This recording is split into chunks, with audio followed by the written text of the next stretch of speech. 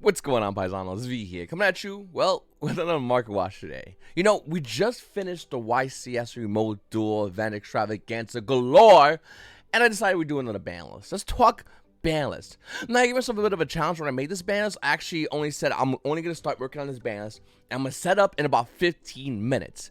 And in 15 minutes, did I hit enough cards? Well, and I hit a lot of cards for 15 minutes. But before I begin with that, I actually asked in the social media tab on my YouTube channel, actually said a couple of things. You know, Konami needs to have remote duel changes, 720p or higher camera.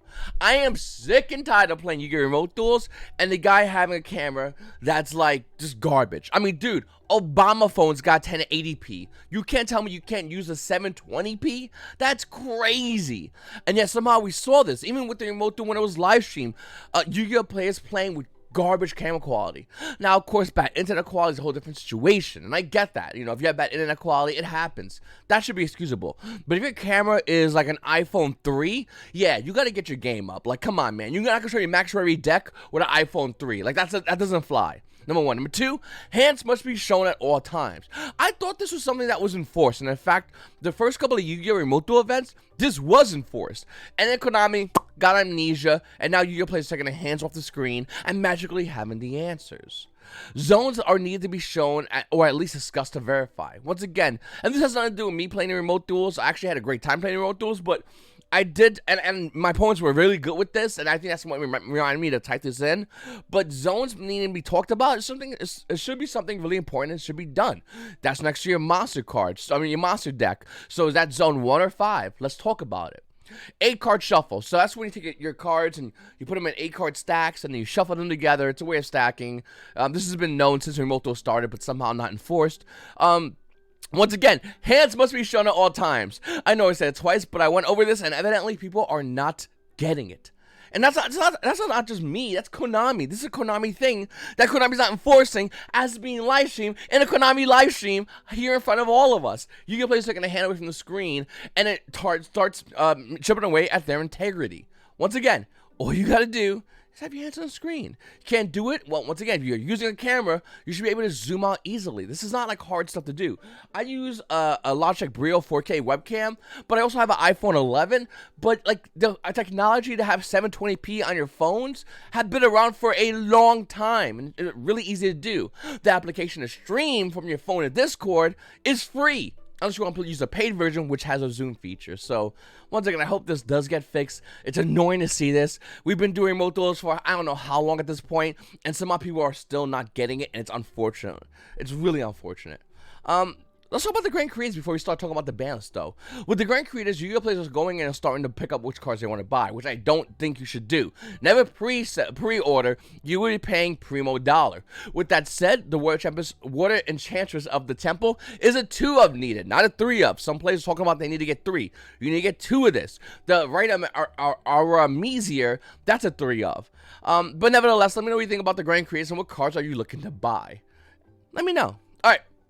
So right out the gate, let's talk about the Yu-Gi-Oh! Ban list. No sooner than, well, today. Today's the first day that we can see the ban list dropping. In fact, will it drop?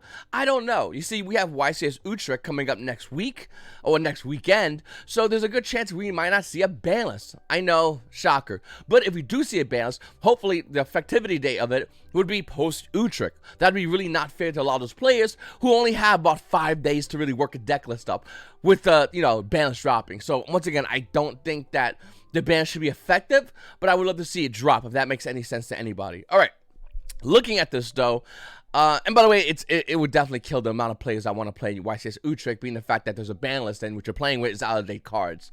It's just not fun. All right, looking at the ban list, obviously there's a ton of cards on here. And some people might say, hey, listen, V, the ban list should be a last resort option. Well, yes and no.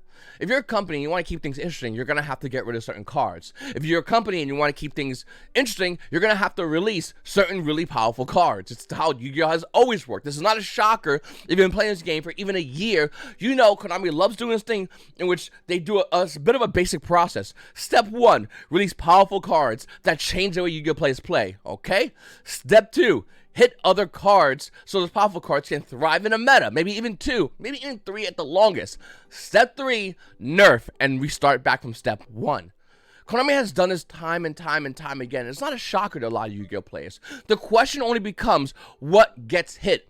And when I look at this ban list, when I look and talk about this ban list, I go to myself, what can get hit to make room for more powerful cards? What can get pushed aside that was once used and make room for more cards that are going to do more things?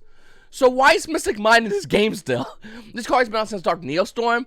I flipped out on my last Twitch stream, twitch.tv/YGO_Paisano. Links will be down below. Check the stream out. You can learn a thing or two about Yu-Gi-Oh! Or you can lose a thing or two about Yu-Gi-Oh! I'm not guaranteeing nothing. Nevertheless, this card is a card I lost my mind on stream about. And I was really angry because this card is so broken. Now, obviously, if you're not playing, I don't know, Sword Souls or Tri-Brigade Lyrillist, you're going to need this card. In fact, if you play Tri-Brigade Lyrillist, you're going to need this card. It's kind of broken, and it kind of shuts down the entire game state. We have weaker versions of this card being like Dark Rule No More, but Mystic Mind's a card you jump on the board, you look at your opponent, you say, if you don't have it, I'm gonna get my hand back up again. Why? Because this is a fair card, says nobody. 0 people say this. In fact, didn't another YCS, this past YCS, didn't one of those rounds, I'll play lasted like 20 turns with Mystic Mind? Yeah, problem card. Now, someone commented in my last video, says, V, if you don't have an answer to Mystic Mind, then you shouldn't be playing Yu-Gi-Oh! Or your deck isn't good if you don't have an answer to Mystic Mind. That is an insanely horrible way to respond. Pick any card in this game and say, well, since you didn't have an answer, you just lose to this card. Really? Okay. Chaos Emperor Dragon. Oh, you don't have Hain Hain? It's an OU card, but it's a really good card about this card. Nevertheless, you don't have Hain Hain? Okay, I guess you just lose then. Get wrecked, kid. No, that is a dumb idea. Forcing Yu-Gi-Oh! Players to play cards in their decks, responding to one card, which isn't working with any other decks. Mystic Mind does not have a Mystic Mind deck. I mean, it does, but you're a degenerate if you play it. But it's not meant for Mystic Mind. This is not a whole sub-archetype. This is one card that is splashable and used and abused and broken. This card definitely needs to be hit in the ban list. Up next, Arch Nemesis Protos. Someone made an argument saying how Protos did not need to get hit. Oh my god. Oh. I think we're beyond the point of saying this card should or should not be hit. This card should definitely be hit. It came out of Eternity Code, so it's been a while, so this card's a good candidate to be hit because normally Konami doesn't hit newer cards. Number 1. Number 2, this card getting hit makes perfect sense, being the fact that you can code Dark. It protects itself and makes sure your opponent can't do something. If a card exists that makes your opponent can't do all of something, it's probably not needed in the game state, right, VFD? I mean, right, every other card in the ban list that says you can't do X for the rest of your turn? Yeah, this card is that card that says, okay, you can't do X, have fun playing. Also, this card is searchable in Sword Souls. It's a searchable card that shuts one exact thing down. I mean, what? Yeah, no, I think we're beyond the point of arguing this card. There's so many other examples, but this card just gives me a headache when thinking about the fact that, 1, it exists, but 2, it's abused heavily.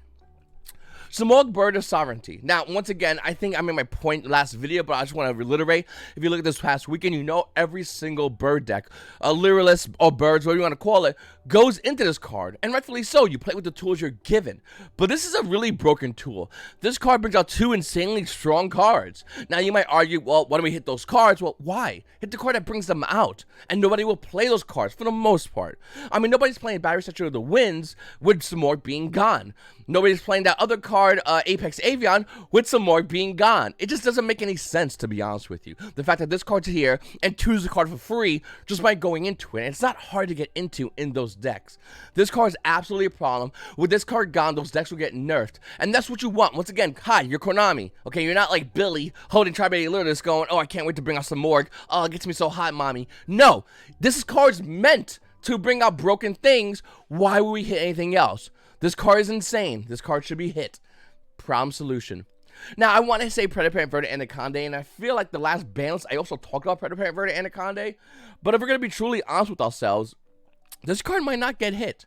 It deserves to. I would never disagree with anyone saying this card doesn't deserve to get hit. This card should get hit. But why won't this card get hit? Well, with the new OTS coming out, we're going to be getting Fusion Destiny as an ultimate rare. Now, you might argue, well, V, then they'll just play 3 in the main. Well, they're doing it anyway. Yes. But with Predator Inverted Anaconda, it still might be a candidate to stay on the ban list. Stay off the ban list. And And the reason why is because Konami's making more sets, more cards to make this card viable. I mean, we're going to be having, coming up in April, the Albash structure deck that can abuse this card. Should this card be in the ban list? Yes. Will it? Probably not by Konami standards. Once again, if you can find use for a card, it's probably going to be around for a while. Whereas some more, the use is already done. Those decks are out. Those cards are sold. There's no more use for this card. Artifacts that should be banned. Anyone? Anyone? No? No? Okay, let's move on like adults. Imperial Order also should be banned. I mean, let's be honest with you. Any one card that says your opponent can't do any one thing is a bad thing. I mean, right? Well, are we in agreement with this? Like, this is pretty obvious. Now, the reason why we say Imperial Order and not Royal Decree, which is the trap version but free, is because Royal Decree isn't as broken. Not a lot of Yu-Gi-Oh players are playing that trap decks as much. If we had a meta in which the meta was a lot slower and trap decks reign supreme, we'd be talking the same thing about, well, the trap version. But we're not. We're talking about Imperial Order because the majority of Yu-Gi-Oh players are looking to play spells. And what's on one card where to stop spells? Imperial Order. Now, Imperial Order can easily be abused. I can play spells on my turn, set Imperial Order, and now you can't play on your turn because of one card. Yes, it's not searchable, but it is insanely broken. And it kind of feels like how Snatch Shield was. And this is back in, I'm going to say 2015 or 2016 Yu-Gi-Oh! Where Snatch Shield was at 1, and if you had Snatch Shield, you basically won the game. And with Imperial Order, yeah, you might not immediately win the game, but if you're playing on Sky Strikers, you immediately win the game. Alright, so let's go to Limitado, Harpy's Feather Storm. I think this card should go to 1. I don't think this is a hot topic button issue here. Once again, activate a card, your opponent can't do something. Oh wait, was that something? Effects? I mean, once again, not a hot button issue. Vantage Anthem is going to 1. And here's where a lot of Yu-Gi-Oh players actually got upset and commented down below on my channel about Vantage Anthem, saying, hey V, this card is way too broken. Don't get me wrong, this card is definitely broken. It's very good. I will never disagree with you on that. And I'm not going to be the guy talking about the OCG, even though the OCG. But looking at Vantage Anthem, it has a very apparent and weakness. The weakness is simple. Any card sent from your opponent's side of the field or deck to the graveyard immediately sends this card away. Immediately. So how can that be? How does that work? Your opponent basically can't play any cards. If they play any card and that card goes to the graveyard, so does Vantage Emptiness. Now you might say, well V, that means Vantage Emptiness can stun for a turn on effect monsters. And my answer is, really? That's your answer? Like, that? We have Psy and Protos, which is infinitely more broken, but that's the issue? I don't think so. This card is weak, and if you want to test it out, please test it out. Try it out against your friends. This card is not as strong as it used to be. The card pool we had back then is nothing compared to the card pool we have right now. The amount of decks, even sub decks, even rogue decks can easily get your opponent to drop Advantage Emptiness off their board. It's not even a hard thing to do anymore. It's kind of easy. Once again, any card your opponent activates, this card goes bye-bye. Pretty simple. Also, we have cards like Cross-Out Designator, which you just activate, you stun your opponent, you do all your plays, and then Vantage Emptiness happens. So, once again, is this really a hard card? I'm going to say no. I disagree. I think this card is... It used to be like the be-all, end-all, but it's not as broken as it used to be. I think we should try it out at 1. If it's too broken, we get rid of it again. We do it a bunch of Yu-Gi-Oh cards that are currently banned, goes to limited, and goes back to ban. Let's do it with this one. Let's give it a try. What's the worst going to happen? We have one bad meta? Hi, we have a lot of broken cards in our meta. We have a meta in which we can argue any one of these cards are broken. Check a look at our ban list. Broken is everywhere. All right, up next, Thunder Dragon Colossus. This card going to 1 really doesn't do anything. The Dragon plays with Joyce. Regular Dragon players got nerfed pretty hard, actually. In fact, you still see dragons here and there, but will Thunder Dragon Colossus at 1 really make those Dragon players play like a big deck again? I don't know. It's a hard choice, to be honest with you. I really haven't really checked into it too much, but I don't think so. Thunder Dragon plays making a Thunder Dragon board is really cute, and then Dark Ruler just shuts him down. So is that a big of a deal? Yeah, I don't think 1 Colossus would do much. Then again, I'll be honest with you, if Colossus was to go to 1, the smartest move, the smartest player anywhere, what they would do is sell their ulti Colossus, or even Secret Rares, which would spike, or maybe Ultra Rares, which would probably hit around $6 to $8. I think these cards are great sellable cards the minute Colossus goes to 1. In my opinion, once again, that's what I'm going to do. I'm going to sell my 3 Colossus. Let me know what you can do in the comment section down below. Tenny Spirit Arena goes to 1. I love how, like, the most laziest answer any Yu-Gi-Oh player says, and I love this answer because it's like you didn't think that much, did you? For Sword Soul players, is like, well, they can't hit Short Shows. Short Shows are a new deck. Why would they hit Short Shows? Just release Short Shows. They can't hit Short Shows. All right. How long your Tenny's been around? Oh, Chaos Impact? It was reprinted in 2010 Lost Memories? Can we say in 2022 that you're definitely good can get hit? Yeah, we can definitely say that. Yeah, Sword Soul players, we won't hit any of your main Sword Soul decks. Don't worry about it. We're gonna hit Tenny's, we can hit Protos. We can do that. Won't hit Sword Souls. And I don't understand why this is a hot button issue unless you're a Sword Soul player saying, don't hit my Sword Souls, I want to play them. And I don't blame you, by the way. I'm not arguing against Sword Soul players wanting to play the deck. I think everybody wants to play a deck, but the Banlist doesn't care. The Banlist is blind and has a shotgun, and it's just running around the room shooting people. You're going to get hit. Subterra Guru needs to be hit. I just hate Subterras. I don't really have a good reason. I'll be honest. I just don't like Subterras. I feel like with this deck is like the same thing as Solitaire. Except in Solitaire, eventually you win and you just grab your cards and do it again, and you play against yourself. Subterra Guru, you don't really play against yourself. You just play with yourself. Yeah, I meant it like that. Elixir Scar Sanguine. If every deck in the Yu-Gi-Oh! Meta gets hit, we have an Armageddon Banlist, which I think we can have. We're due for an Armageddon Banlist. For anyone who doesn't know what that means, it's when the top tier decks get absolutely, their knees get broken in. Okay, their knees get broken in. And once that happens, well, what goes on? Well, Eldritch, the slower decks, get stronger. Subterrace as well, by the way. But Eldritch isn't going to be insane. Eldritch is kind of good right now, but really good, especially when we have a meta in which all the top tier decks get hit. We got to hit Eldritch. We have to hit Eldritch. And it might be more than one hit, but at least Elixir. This card is so good, so broken. If Eldritch was get hit in any way, shape, or form, it would more than likely be Elixir or the Eldritch spell, their spell card. Curse Ellen, there we go. Yeah, those would be one or two cards to be hit. Alright, Magic Meltdown gets hit. Nobody argues with that. Cool. Winda could possibly be hit as well.